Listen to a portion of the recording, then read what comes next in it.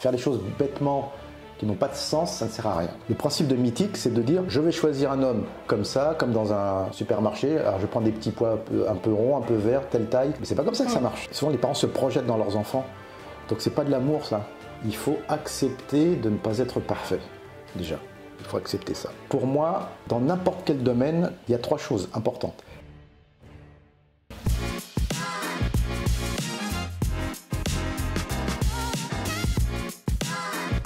Je suis ravie aujourd'hui de partager ce moment avec Pascal Légitimus qui a accepté de répondre à quelques questions et puis de nous faire un retour aussi sur votre vécu, votre expérience. On va parler de plusieurs sujets.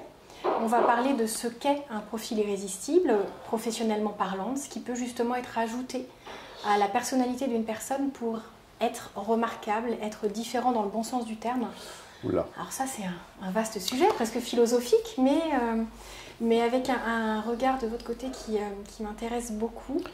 Et on va parler aussi pour tous les jeunes qui sont en train de rêver, de penser et de construire leur carrière, quels conseils peuvent les aider. On pense notamment à l'école de commerce Rennes School of Business qui est très active sur cette construction unframed. Alors on sort du cadre, on pense différemment, on agit différemment. Alors je suis sûre que vous avez des astuces ou une philosophie à cet égard. Donc on va aborder ces sujets-là et puis d'autres. Ok, on va tâcher, on va essayer de répondre à vos questions nombreuses et variées. Tout à fait. Alors du coup, est-ce qu'on peut revenir sur votre parcours? Parce qu'on en connaît un morceau, on a envie de... Mais vous allez sur Wikipédia et puis vous allez trouver plein de choses. De votre part, c'est-à-dire que si vous parlez de votre métier, si on vous demande quel est votre métier maintenant, qu'est-ce que vous répondez à ça? Moi je dis toujours que je suis un créatif. Oui.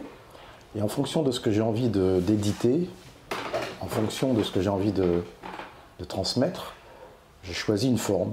Donc c'est soit le cinéma, soit la télévision, le théâtre, la chanson ou l'écriture, toute simple. Donc dernièrement, la chose que j'ai créée la plus récente, c'est un livre d'humour philosophique qui s'appelle L'Alphabétisier, sur lequel, avec un ami journaliste, Gilbert Join, on a édité sur 288 pages des mots qui n'existent pas mais qui veulent dire quelque chose.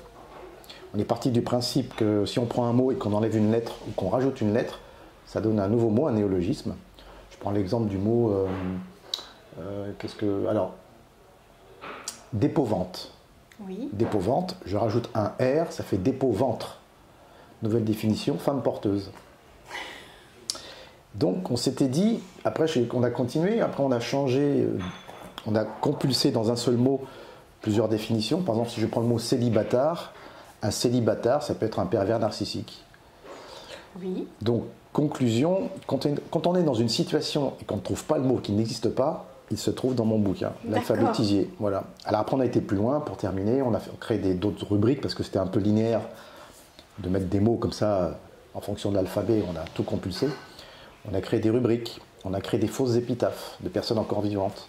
L'épitaphe de Macron, c'est « Emmanuel, tu descends », c'est déjà fait. L'épitaphe de Bernard-Henri Lévy, c'est « Admirer ma pierre Dombasle ». L'épitaphe de Jean-Marie Le Pen, c'est « Et dire que toute ma vie, j'ai combattu les morts ». Voilà, et ainsi de suite. Après, on a créé d'autres rubriques, on a détourné des chansons. « Allô maman, bio bio, comment tu m'as fait, je suis pas bio ». Donc, ce bouquin, on l'ouvre à n'importe quelle page, soit on sourit, soit on rit, soit on réfléchit. Donc, L'Alphabétisier de Pascal Légitimus. Voilà. Alors là, ça répond déjà presque à la question de sortie de cadre, parce qu'on peut créer un nouveau cadre, créer de nouveaux mots, aller trouver un sens finalement qui nous vient, et ça pousse la réflexion, et effectivement créer, à partir du moment où on crée de manière différente, ça devient une habitude, une manière de vivre. Oui, parce que la langue française bouge beaucoup depuis avant Jésus-Christ, hein, avec l'invasion des Visigoths, des Goths, des Arabes, des Ostrogoths, des Hurons, enfin bref.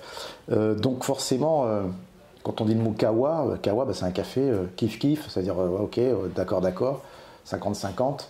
Donc on emprunte un peu partout. Et puis ça crée une espèce de méthylpote de mots. Et puis après il y a le verlan, voilà, enfin ma rhum, mon rep. Donc en fait la langue française bouge. Donc à partir du moment où il y a du sens, c'est ça qui est intéressant. Il faut qu'il y ait du sens dans tout ce qu'on fait. Et l'essence c'est quoi? Le sens c'est l'essence pour avancer comme dans une voiture. Oui. Faire les choses bêtement qui n'ont pas de sens, ça ne sert à rien. Quand je dis souvent à des artistes ou même des étudiants, c'est quel est le métier que vous voulez faire? Ouais, je veux gagner de l'argent. Ben déjà, c'est une mauvaise réponse. Ouais, je veux gagner, voilà, je veux avoir des belles voitures, avoir des gonzesses, avoir des beaux restaurants. En fait, ça augure d'une carence affective quelque part. Donc souvent les métiers où on prend quelque chose, hélas, quand j'entends le mot business, moi, dans une intitulation d'école, ça me fait un peu peur, parce que le mot business veut dire forcément, je vais prendre quelque chose. Je ne vais pas donner quelque chose. Donc les études souvent sont faites, je ne dis pas pour tout le monde, mais les études sont faites des fois pour créer des prédateurs. La banque, le commerce, donc le commerce c'est un échange, mais des fois l'échange c'est pour gagner plus, ou pour élargir, pour augmenter. Quand on est trader, on spécule sur rien en fait, rien n'existe, même l'argent n'existe pas. Quand un banquier me dit « Monsieur Légitime, je vous prête 100 000 € pour votre maison », l'argent n'existe pas, ce n'est qu'une écriture d'un transfert sur une autre écriture. Rien n'existe. Donc du coup on se dit « Pourquoi je travaille? Est-ce que je travaille pour être heureux, ou je travaille pour mieux vivre, ou je travaille parce que je veux niquer mon voisin, je veux lui montrer que je suis plus fort ?» Donc il faut... je reviens à ce que je disais tout à l'heure, c'est avoir du sens. Et quand on fait des études, on est un peu jeune pour se dire je fais des études parce que voilà, je suis bon en telle matière, mais je vais m'enrichir l'esprit. Non, c'est toujours pour gagner de l'argent. Parce qu'on est formaté dans la société pour ça. Effectivement, beaucoup de jeunes ont cette réponse, c'est-à-dire qu'ils vont viser certaines études en espérant gagner telle somme d'argent. Et ouais, alors que l'argent est un moyen de faire plein de choses merveilleuses. Bien sûr. Mais on peut en faire en gagnant peu, on peut en faire en gagnant beaucoup. Ce qui compte, c'est d'avoir cette vision-là. Oui, mais alors, gagner beaucoup d'argent et ne pas être heureux, je vois pas l'intérêt. Exactement. Je préfère être pauvre et être heureux, ou alors d'avoir un peu d'argent et être un peu heureux. C'est de trouver l'équilibre. Et c'est Sarkozy qui disait dans une interview il n'y a pas très longtemps, enfin il l'a dit il y a longtemps, mais je l'ai vu sur Internet il n'y a pas très longtemps, il disait « C'est pas l'argent qui fait le projet, c'est le projet qui fait l'argent. » Oui. C'est assez juste. Donc pour certains métiers, par exemple fabriquer un meuble, c'est de l'artisanat, on fabrique un meuble, et parce que le meuble est beau, il vaut quelque chose. Oui. Mais après, se dire, je vais gagner de l'argent, donc trouver le moyen pour gagner de l'argent, déjà, on met le cursus à l'envers, donc l'énergie, elle n'est pas au bon endroit. C'est comme si je disais à quelqu'un, mon chéri, on va faire des enfants, mais vas-y, on fait des enfants, mais il faut que l'enfant soit déjà beau, il faut qu'il soit déjà intelligent, non. Faisons l'enfant, on va voir ce qu'il va devenir, on va l'élever, voilà. On va faire en sorte qu'il soit équilibré, qu'il ait de l'affection, qu'il ait les outils pour vivre plus tard, à bon escient. Donc voilà, tout est pour ça que quand je rencontre des étudiants, j'ai fait pas mal de masterclass dans des écoles de cinéma, entre autres, même des écoles estudiantines.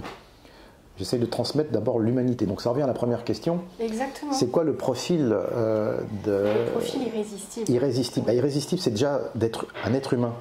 Et un être humain, c'est le métier le plus complexe et le plus difficile à obtenir. Hitler, il ne l'a pas obtenu, Napoléon ne l'a pas obtenu, même si Napoléon a fait beaucoup de choses, mais quand même Napoléon était un envahisseur. Donc il a obtenu ce qu'il a voulu au détriment d'eux. Et c'est vrai que de prendre la vie de quelqu'un, c'est un des plus grands péchés, parce que ne peut prendre la vie de quelqu'un que celui qui peut la redonner. Oui. Donc il n'y a que ce qu'on appelle, on va dire, l'effigie de Dieu. Donc Dieu, c'est une hypothèse, mais cette force invisible qu'on appelle l'harmonie, il y a qu'elle qui est reine dans l'univers, parce que l'harmonie, c'est quoi? C'est le nombre d'or. Donc quand je reviens au nombre d'or, c'est-à-dire d'être centré. Donc quand on est un être humain qui est centré, c'est-à-dire bien dans sa peau, comprendre ce qui se passe autour, respect des hommes et de la nature, déjà on a un profil qui est cadré pour ne pas avoir de soucis. Après on pense à l'hérédité, la réincarnation, c'est-à-dire que si on récupère des choses de nos parents qui ne nous appartiennent pas, si on croit à la réincarnation et qu'on récupère un méfait qu'on a fait au XIIe siècle et puis que ça se répercute, qu'on ne l'a pas guéri, si on y croit bien sûr, ce sont que des hypothèses, mais c'est intéressant. Donc le profil irrésistible, ça veut dire qu'il y a une attirance. Les gens sont aimantés. C'est ça. Donc aimanté, je pense qu'il faut être aimant dans les deux sens du terme. Exactement, il faut s'attirer mutuellement, c'est-à-dire qu'un profil n'est irrésistible que pour une personne. et laissera peut-être indifférent un autre individu qui ne sentira pas d'attraction.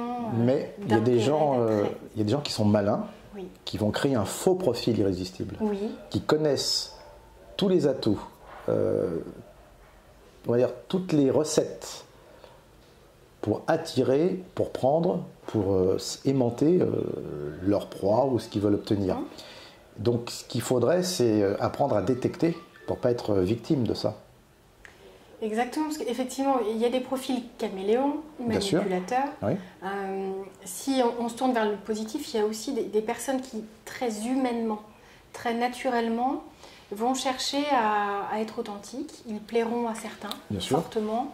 Ils accepteront aussi de ne pas plaire, mais ça ne les sortira pas de leur chemin, de leur route, de ce qu'ils ont envie de donner. Moi, je crois beaucoup au fait de...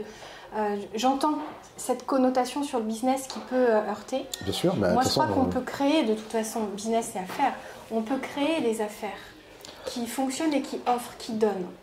C'est-à-dire que gagner de l'argent peut ne pas se faire à la défaveur d'eux. L'exemple tout à l'heure d'une belle table construite, un travail passé, un matériau bien choisi, et la relation, la vente, la pose peut se faire dans le plus grand respect et la justesse de ce qui est proposé. Alors, pour résumer tout ce que vous voulez dire, s'il n'y a pas d'amour, dans la démarche, qu'on soit irrésistible, pour être irrésistible, ça foire. C'est-à-dire qu'un trader qui met de l'amour dans ce qu'il fait, c'est incompatible. Un chirurgien qui met de l'amour dans une opération, un cuisinier, un chef étoilé ou un cuisinier qui met de l'amour dans son plat, un menuisier qui va fabriquer une table avec amour, l'énergie de l'amour forcément irradie et enlève cette notion défavorisante qui est que on n'est pas à l'aise, on se sent trahi, la chose elle est à peu près faite, on n'aboutit pas à ce qu'on veut. L'aspect prédateur s'en va, même dans une relation amoureuse. Il y a des gens qui... Moi j'ai connu un copain qui est allé avec une fille pour la capacité qu'il avait à la dominer. C'est-à-dire qu'il dit, tiens, je vais prendre cette nana-là parce que je peux la dominer. Donc il n'y avait pas d'amour là-dedans. Il y a des fois des femmes aussi à l'inverse qui sont avec un homme parce qu'elle veut être protégée ou parce qu'elle simplement elle ne veut pas être seule. Mais il n'y a pas d'amour là-dedans. Le principe de Mythique, c'est de dire, je vais choisir un homme comme ça, comme dans un supermarché. Alors je prends des petits pois un peu ronds, un peu verts, telle taille. Mais c'est pas comme ça que ça marche. Ne serait-ce que naturellement, déjà, ce qu'on appelle les phéromones, l'attirance avec quelqu'un, ces petites effluves invisibles qui sont là, ne durent que 3 ans. Donc le phénomène humain entre deux êtres, un homme et une femme, pour l'attirance, pour la reproduction, ne dure que 3 ans.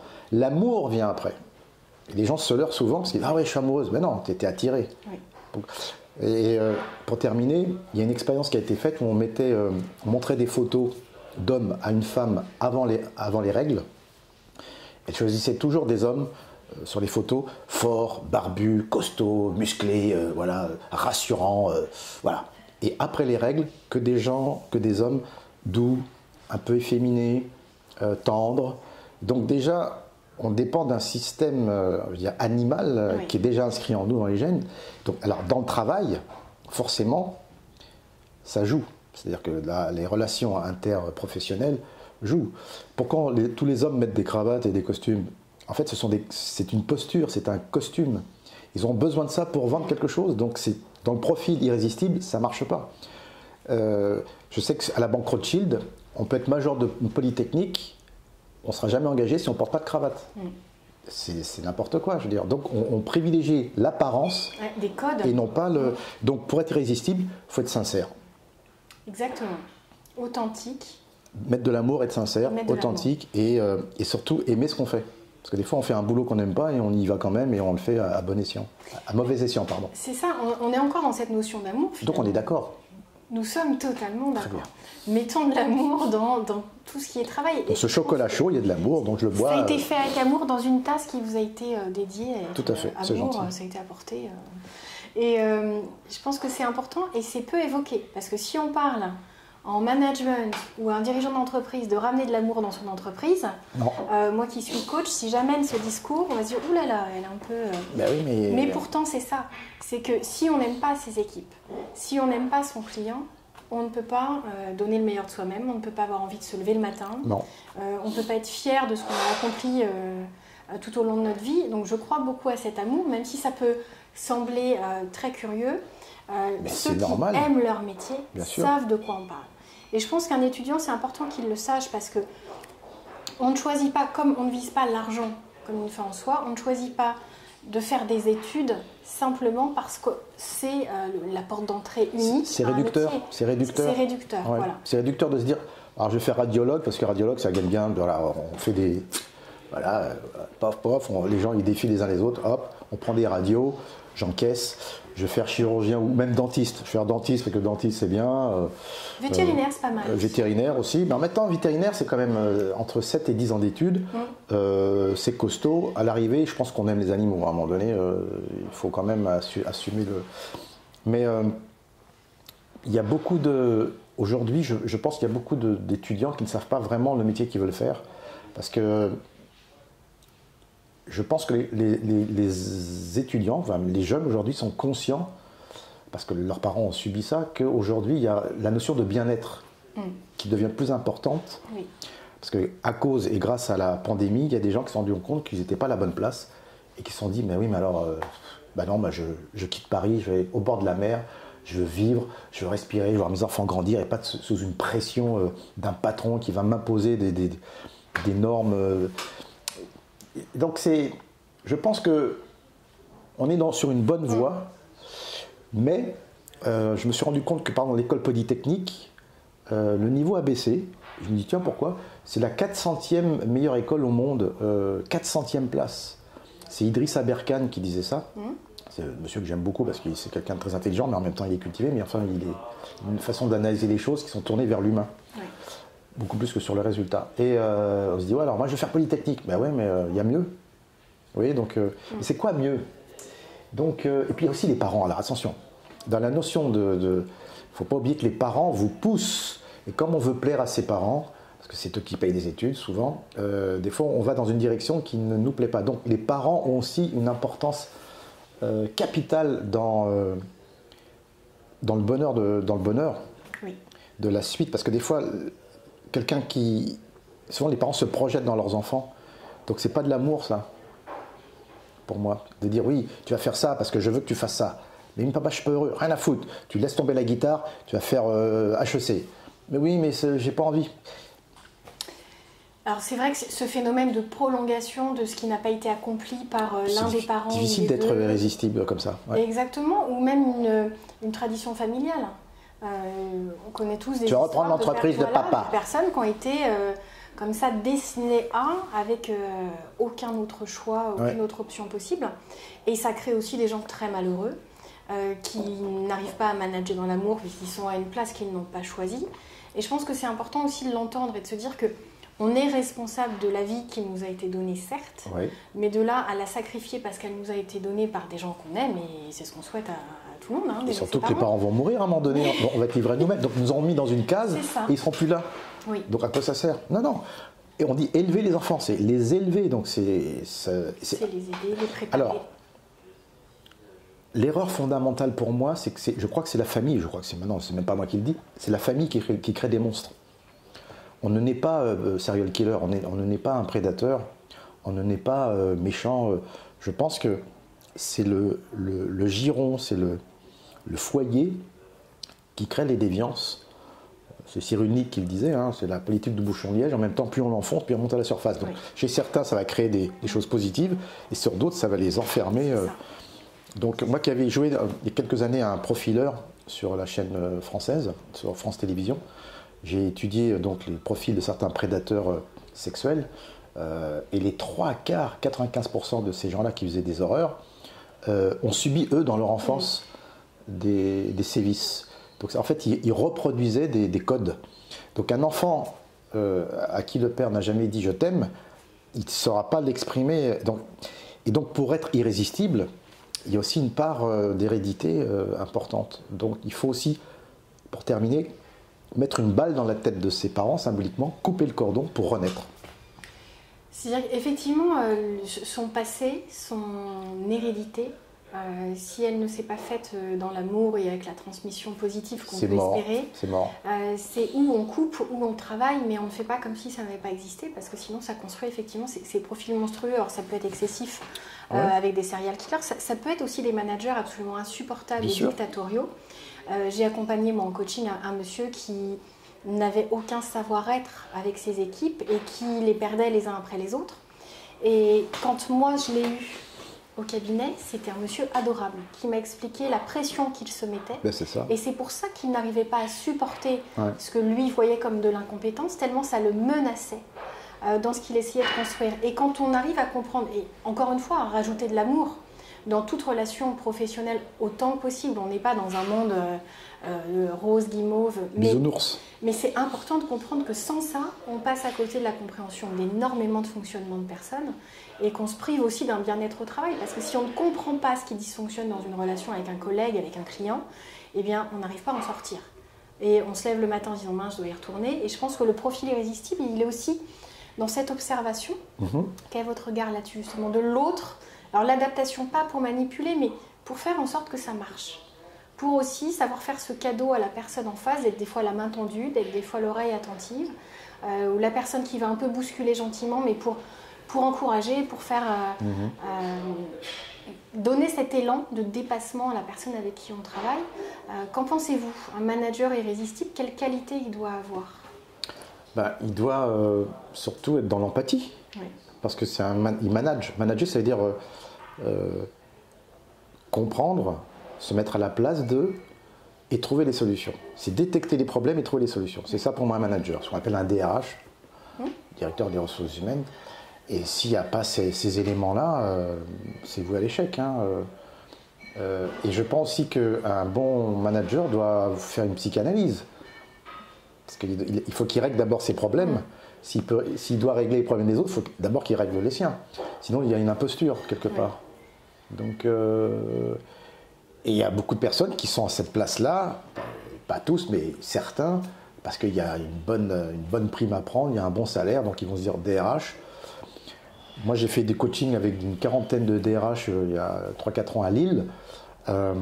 Certains étaient incapables de gérer une démission ou quelqu'un qu'il fallait renvoyer.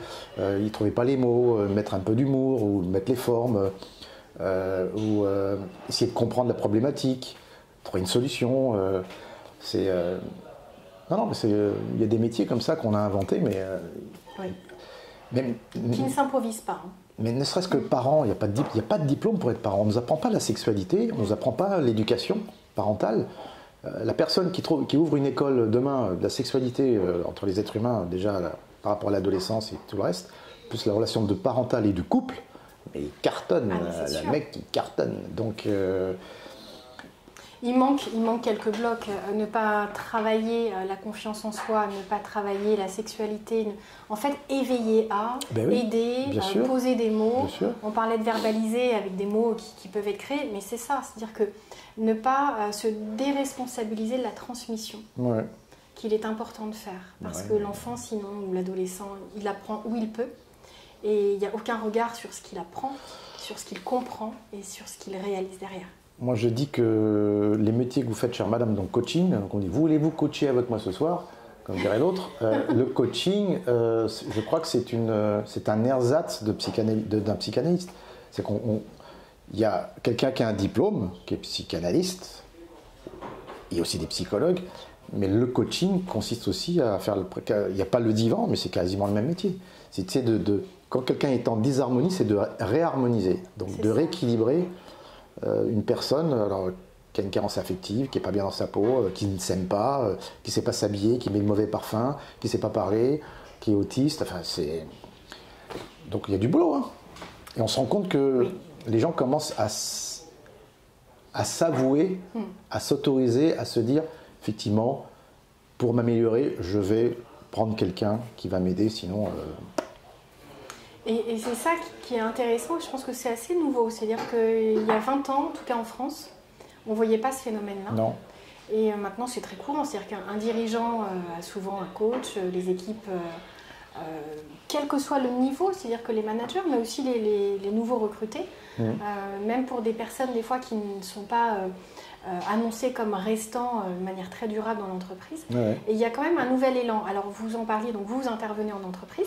Oui, là je vais coacher 3 PDG en one-to-one, comme ils disent, parce qu'il y en a qui n'a pas d'humour, l'autre il est mal dans sa peau, et l'autre qui est trop prétentieux, trop d'ego, trop, brillant, et du coup il déborde, et du coup il jette, voilà, donc on m'a contacté parce qu'en fait j'ai une qualité par rapport à ce que je fais, c'est que je vois clair tout de suite. C'est presque médiumnique, je sens les choses, mais j'ai des solutions. Et comme ça marche bien, du coup les gens se refilent mon numéro, et donc en dehors de mon métier, qui est quasiment le même pour moi, parce que quand je mets en scène quelqu'un, c'est aussi une manière de... Moi, je fais un métier qui a trait à l'humain, parce que j'écris des histoires, j'invente des histoires, je dirige des gens, par exemple. Pour faire très court, j'ai mis en scène dans une pub Zidane, il y a quelques années, pour Canal+. Il m'a dit, Pascal, putain, moi, je ne suis pas acteur. Hein. Je dis, bah, il n'y a pas de problème, tu as 4 phrases à dire, on va... C'était une des premières pubs où il parlait, normalement, c'était des voix off. Et je lui dis, t'as déjà dit je t'aime à ta femme? Il me dit, ouais, bien sûr. J'ai dit, je t'aime, ouais. Et tu sais que tu peux dire je t'aime, t'en as rien à foutre. Il dit, comment ça? Donc je lui fais un je t'aime, genre, ouais, je t'aime. Genre, j'en ai rien à foutre. C'est un je t'aime hypocrite. Il dit, comment ça? Donc je lui fais, peut-être un je t'aime avec emphase. Donc j'ai fait 15 je t'aime différents. Je lui dis, au final, tu as remarqué, le je t'aime, c'est le même, mais la pensée n'est pas la même. Donc ce qui est important dans le texte, c'est pas ce que tu dis, c'est ce que tu penses. C'est le non-dit qui est plus important que le mot. Parce que des fois, on dit des choses et on pense autre chose. Donc la forme verbale, elle est connue, mais il y a un inconnu qui va se faire connaître de la part du public ou de la personne qui va l'écouter, qui va se dire « Ah, d'accord. Donc, ok, donc le tueur, c'est lui, mais on ne sait pas, mais il a donné un indice. Donc l'auteur a voulu qu'on comprenne que c'est lui parce qu'il a fait ça, mais c'est pas dit. » Quelqu'un qui est très gentil, par exemple, un prédateur, un mec qui veut choper une petite fille pour parler de choses sordides, il va être gentil, il va dire « Tu veux un bonbon ?» Il va dire « Viens petite, viens, je vais te violer. » Non, il va dire « Tu veux un petit bonbon ?» Donc, le bonbon, sachant que derrière c'est une parole gentille, mais derrière il y a un monstre. Donc, et du coup, la pub, il l'a faite comme ça. C'était assez rapide. Et voilà. C'est pour ça que j'interviens avec plein de gens, parce que j'ai la capacité d'eux. Mais pour moi, c'est le même métier. Mais de toute façon, il y a une créativité, moi, que je sens dans ce que vous expliquez. Vous l'avez dit tout à l'heure, dans une manière de créer différemment, dans un moule différent. Voilà, mais là, c'est de la création aussi. Vous avez quelqu'un face à vous. Vous partez d'une personne qui est d'accord pour avancer, pour travailler, pour changer. Et vous allez créer, pas quelque chose que vous amenez, mais quelque chose que vous révélez, qui est déjà là. C'est ça. Mais vous l'aidez à créer ça. C'est encore une autre forme. De création. C'est vrai, on peut dire ça. Là, je bossais avec un autre type qui était pareil, brillant et tout. C'est un champion de kung-fu, champion de ceci, champion. Puis il a un business et tout. Et beau gosse, 40 ans, bref. Mais dès qu'il est dans une conversation, il prend la parole. Avec sa femme, il fait hop, hop, il fait ce geste-là donc, pour parler. Il prend de la place, il ne s'en rend pas compte. Oui. Maintenant, il s'en rend compte maintenant, mais il ne sait pas comment faire parce qu'il a toujours envie En fait, il a envie qu'on l'aime. C'est tout bête, hein. Je dis, mais ça va, on t'aime. Ouais, mais bon, mais non, mais on t'aime. Pourquoi tu veux tu es là. Pourquoi tu veux qu'on te remarque? T'as une femme, t'as des enfants, ça va, t'as de l'amour chez toi. Ouais, mais j'ai l'impression... Alors, t'as tout ce qu'il faut, t'as de l'argent, t'as une maison, t'as une femme, t'as des enfants, tu veux quoi de plus? Il ne sait pas. C'est un réflexe. Oui. Donc j'essaye d'enlever ce réflexe chez lui, lui faire comprendre que ça ne sert à rien, ça le dessert. Oui. Donc du coup j'ai appuyé là où ça fait mal, j'ai dit tu vois, tu veux qu'on t'aime, mais en fait on t'aime moins. C'est comme quelqu'un qui met beaucoup de parfum parce que voilà, elle veut sentir bon. Donc au contraire, il y a tellement trop de parfum que ça crée l'inverse. Ça pue et avec le pH de la peau, ça vire au vinaigre, il y a de l'acidité, donc c'est trop. Donc quelqu'un qui est dans un train ou dans un... souvent des femmes un peu fortes qui mettent beaucoup de parfum parce qu'elles transpirent, elles en mettent trop. Mais non, il faut doser. Au contraire, trouver le parfum qu'il faut, donc elles ne savent pas. Non mais j'aime bien ce parfum. Oui mais il ne vous va pas madame. Il est trop acide, trop violet, trop de rose. Oui mais je l'aime bien. Oui mais c'est pas ça qu'il faut. Vous voulez qu'on vous aime, vous créez l'inverse. Alors, ça rajoute des indices aussi pour créer ce profil irrésistible. C'est essayer aussi de comprendre l'attente de l'autre et puis accepter la remarque, quitte à se remettre en question, même si on aimait quelque chose. Il faut être courageux. Il faut ce courage. Il faut être courageux pour accepter d'être critiqué et d'être mis en question. Il faut être courageux. C'est comme quelqu'un qui va dire « Chérie, c'est parce que je t'aime que je m'en vais ». Quoi? Oui, c'est parce que je t'aime que je m'en vais. Ben oui, mais reste. Non. On veut plaire, donc on rajoute des choses pour plaire, et finalement ça crée l'inverse. Oui. Notamment, comme je l'ai dit, le parfum, on se rajoute du parfum pour sentir bon. Et le fait de rajouter du parfum, du coup on pue. Parce que donc c'est toujours la disharmonie, c'est-à-dire que l'équilibre en tout. Mais qu'est-ce que l'équilibre? Donc pour connaître l'équilibre en tout, faut aussi tester. Pour être irrésistible, il faut prendre des risques, se planter. L'échec est un diplôme. Tout à fait. Mais vous savez ce qu'il y a derrière cette peur de l'échec? Dites-moi, chère madame. Alors, il y a l'échec et l'échec. Il y a l'échec et l'échec. Cela, je pense qu'il gêne peu de monde, hein, l'échec. Alors, dites-moi, vous vouliez dire quoi, chère madame? Mais, en fait, l'échec, il y a souvent, et ça revient à ce qu'on a dit, souvent cette peur de ne pas être aimé, la peur d'être critiqué. C'est le mal du siècle. Exactement. Alors, est-ce que vous pourriez donner, parce que tous les jeunes qui vont s'essayer peuvent avoir peur de ça, les moins jeunes aussi, toute nouvelle tentative, dès qu'on sort de notre quotidien, de ce qu'on maîtrise, de ce qu'on sait faire, certains diront de leur zone de confort, on est sur une prise de risque forcément beaucoup plus élevée. Mais quand il y a une déception, quand c'est pas apprécié, quand on avoue même nous-mêmes ne pas avoir réussi, comment on gère? Il y a peut-être dans vos expériences des choses qui ont été je pense qu'il faut dures à entendre, à supporter. Comment vous avez géré ça? Il faut accepter de ne pas être parfait. Oui. Déjà, il faut accepter ça. Et après, être courageux pour se remettre en question et repartir à zéro pour être mieux.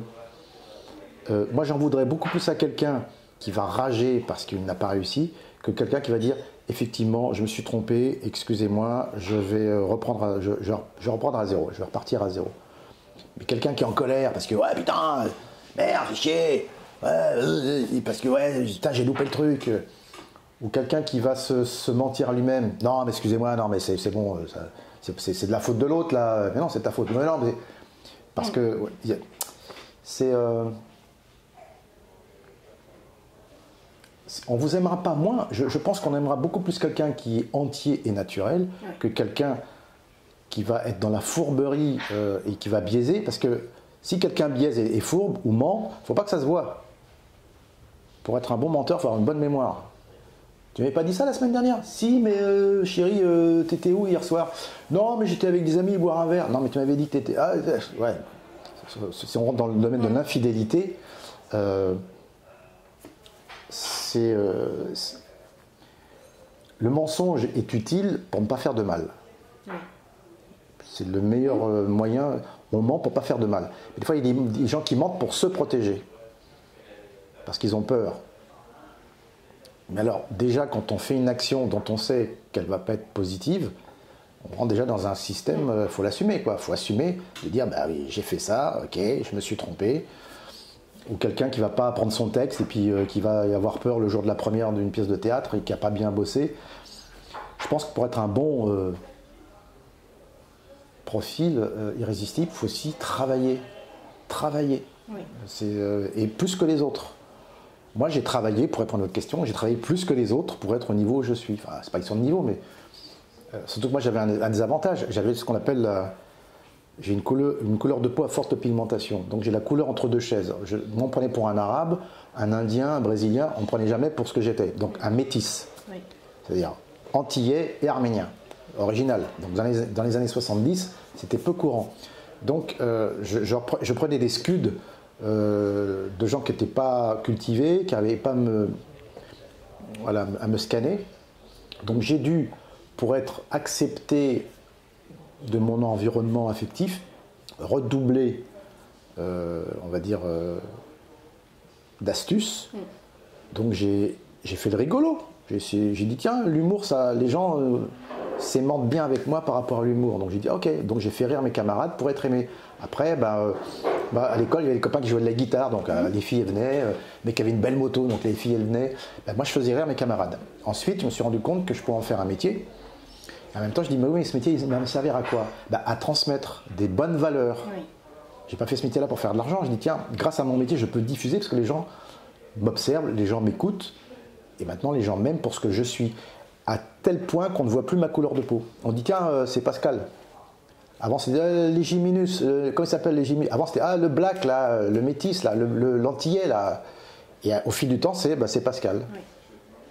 Maintenant je peux jouer n'importe quel rôle, on va pas dire non, Omar Sy, c'est Omar Sy. Bon, il est plus foncé que moi, mais il y a encore des rôles où on le cantonne dans ce qu'il est. Mais le jour où il joue un rôle lambda et on verra plus sa couleur de peau et ça sera pas utile pour l'employé, parce que les gens voient ça, ils disent on va prendre un black, tiens, on va prendre un Marcy. Non, donc moi je ne suis plus une couleur, je suis un acteur. Avant j'étais une couleur, maintenant je suis un acteur. Donc pour être irrésistible, ce qu'il faut c'est que les gens vous aiment pour ce que vous êtes. Oui. Mais pour être, il y a un chemin qui est très très long, parce qu'on ne sait pas qui on est en fait. On démarre dans la vie, une fille peut aussi imiter ses parents au niveau des fringues, au niveau de la coiffure, parce qu'on a des modèles, ce sont les parents. Un gamin va imiter son père, une fille va se marier avec un homme parce que c'est l'image du père qui se profile, donc c'est le complexe de Vous voyez, je fais des jeux de mots qui se met en place. C'est compliqué. En fait, on apprend à compter, à lire, mais on ne nous apprend pas à comprendre qui nous sommes. Et je pense qu'il faudrait à l'école une matière qui serait mais très importante, mais la plus importante, c'est d'apprendre comment l'être humain fonctionne. C'est ça. Voilà. Ce qui peut être étudié maintenant, on entend beaucoup parler des neurosciences, qui parlent du fonctionnement. Mais bien sûr. C'est pas quelque chose comme ça, c'est ni une paillette, ni quelque chose hors norme. Ça devrait faire partie, peut-être pas aussi poussé pour tout le monde, mais que chacun ait accès à ce qui peut lui plaire, ce qui peut l'aider. Ouais, parce que moi, à une époque, j'avais un copain qui disait, moi j'ai des potes qui ont fait des grandes écoles, alors il y a eu Polytechnique, HEC, et puis l'ENA, et certains se suicidaient. Et je me disais, mais pourquoi? Il y a des mecs qui ont fait... Mais non, en fait, ce sont des cerveaux, ils peuvent construire des ponts, en balancer des fusées dans l'espace, mais ils sont incapables de faire marcher ça. Ce qui fait que leur vie quotidienne, leur vie de couple était complètement émiettée et non assumée. Ils n'étaient pas heureux, parce qu'on ne leur a pas appris. L'essentiel, c'est le cœur d'abord. C'est ça, s'écouter, s'aimer et faire ce qui est aligné. On le voit bien dans les hommes politiques, ils sont tous formatés. Écoutez, cher ami, écoutez, laissez-moi parler. Non, écoutez, alors le PIB, écoutez, la France, c'est les mêmes intonations, c'est les mêmes gestes. Mais où est la sincérité là-dedans? C'est pour ça qu'on a un problème en ce moment avec pour élire un président, c'est qu'on sent que ce sont plus des êtres humains qu'on va élire qu'un parti ou une tendance, parce qu'on sait très bien que c'est tous les mêmes. Gauche, droite, milieu, centre, c'est les mêmes. Je dirais même à M. Macron ou à quelqu'un d'autre, ou à Zemmour, pourquoi vous voulez être président de la République? Dites-moi pourquoi. C'est quoi la raison? C'est pour la France. Non, attendez, vous n'allez pas me dire que vous allez vous faire chier pendant 5 ans avec tout ce que ça comporte de cheveux blancs, des responsabilités. Pour la France, non, c'est quoi que vous voulez comme Sarkozy, je vais être président. Mais pourquoi? Moi, j'ai pas envie d'être président, c'est un métier horrible. Vous avez beaucoup d'argent, vous avez le pouvoir. Ah, le pouvoir. Ah. Donc il y a un problème, forcément. Il y a un problème psychanalytique pour être un patron, pour être le meilleur du monde, monsieur LVMH, monsieur. Dans quel monde vit-on? Vous voyez, Chanel, Vinci, Bill Gates, l'Amazon. Mais c'est quoi le but? Je claque des doigts, monsieur Amazon, il éternue, il gagne, je sais pas, 100 000 euros. Mais c'est quoi le but? Je comprends pas. Donc, en fait, on revient au fait de devoir ramener du sens, parce que de l'extérieur, on ne sent pas le sens, mais parce qu'ils ne savent pas non plus nous montrer. Oui, mais ce sont ces gens-là qui nous donnent des ordres et qui nous dirigent et qui nous imposent des choses. C'est ça le problème, c'est qu'on va dans une mauvaise direction. Excuse-moi, je vous ai coupé. Ah, mais non, c'était... Mais on est d'accord. C'est effectivement quelque chose qu'on retrouve dans différents domaines. Et pour revenir sur ce côté irrésistible, je n'avais pas pensé à cette question avant, mais Qu'est-ce qui vous a rendu les uns les autres irrésistibles pour vous rassembler, tous les trois? Qu'est-ce qui vous a séduit les uns chez les autres? Et puis ça a duré, donc... Bah oui, on est encore amis. En fait, avec les inconnus, il y a aussi le hasard. Quoiqu'il n'y a pas de hasard, il n'y a que des synchronicités. Je pense que ce sont des choses qui ne se voient pas. C'est de l'ordre de l'invisible. On est attiré parce qu'il y a la même sensibilité, le même point de vue, le point de vue, une éducation aussi, qui est quasiment semblable, respect des hommes et de la nature. Tous les trois, je pense qu'on est des êtres humains, on a des défauts forcément, mais ce n'est pas des défauts qui font chier, je le dis carrément, les autres. C'est plus des défauts qui nous incombent, qui pourraient nous destituer, nous décaler. Mais tous les trois, c'est le hasard de la vie qui nous a mis ensemble, mais en même temps, on est assez d'accord. Et puis on a aussi la même formation théâtrale. Et puis tous les trois, on est complémentaires. Alors qui est con, qui est plémentaire, bon, je ne sais pas qui, mais on est complémentaires. Donc ça, c'est important. C'est qu'à 3, il y a un truc qui marche. Oui. C'est la trilogie. À 4, c'est compliqué. Vous avez essayé? On était à 4, on était 4 au début, puis il y en a un qui est parti parce que c'était compliqué. Il y avait une vie privée, et puis il était en désaccord avec notre producteur à l'époque. Donc voilà, maintenant il est bioénergéticien, donc c'est un mec formidable qui travaille bien. Seymour Bruxelles, de son nom, pour le citer. Mais j'avoue que non, c'est. À un moment donné, quand on. C'est un peu comme les Beatles, à un moment donné, il y a un truc qui se fait. Qui est naturel, voilà, on dit tiens, bah, ça match. Oui. En fait, c'est comme dans un couple, hein. À un moment donné, on dit c'est la personne. Voilà, après ça dure ce que ça dure, mais pendant un certain temps, on va être accompagné de cette personne. Moi, je dis à tout le monde, même par rapport au couple, moi qui suis marié depuis 10 ans, je suis avec la même personne depuis 18 ans, c'est de se dire, tu fais ce que tu veux. Y a pas de, tu es libre. Tu n'es pas avec moi parce que pour que je te... Par contre, si tu aimes quelqu'un d'autre, là on discute. Je peux pas dire à ma femme si elle veut à un moment donné, je sais pas, partir un mois ou aller au cinéma toute seule, je vais dire tu vas où? C'est qui? Pourquoi? J'ai pas le droit, c'est pas possible ça. À un moment donné, elle a besoin de se nourrir. Moi j'ai besoin de me nourrir pour mieux apporter au sein de la famille des choses positives. Et puis ça va aussi même dans l'affection. Alors je dis pas qu'il faut être infidèle, mais je ne vais pas jusque-là, mais à un moment donné, il ne faut pas si... parce que c'est l'Église qui a inventé la notion de couple. C'est pour ça qu'on est toujours un peu en difficulté quand, au bout d'un certain nombre d'années, on se dit « Ouais, c'est compliqué. » Moi, la fille avec qui j'étais avant, parce que ça rejoint un peu tout ce qu'on dit, elle m'a dit, au bout de 8 ans, « Je t'aime toujours, mais j'ai plus de désir. » Alors, on fait quoi, là? Donc, dans le boulot, c'est pareil. S'il n'y a pas du désir... c'est compliqué parce que l'amour et le désir, c'est quoi là? Ça s'étiole dans le travail aussi. Parce qu'il y a l'amour et le désir. Désir, il y a une notion de sexualité. L'amour, c'est un truc qui est intemporel, qui sera toujours là. Je t'aime toujours, mais j'ai plus de désir. Oui. Et pour terminer cette conversation, je dirais à toutes ces personnes, pour moi, dans n'importe quel domaine, alors dans le domaine humain, il y a 3 choses importantes. Il y a ça et ça. Il y a l'intellect, le cœur et la sexualité. S'il y a les 3, la personne, on l'épouse. S'il y en a 2, c'est une belle histoire. S'il n'y en a qu'un, c'est une aventure. C'est vrai. Et dans le boulot, c'est pareil. Voilà. Et puis c'est une magnifique fin. Ben voilà.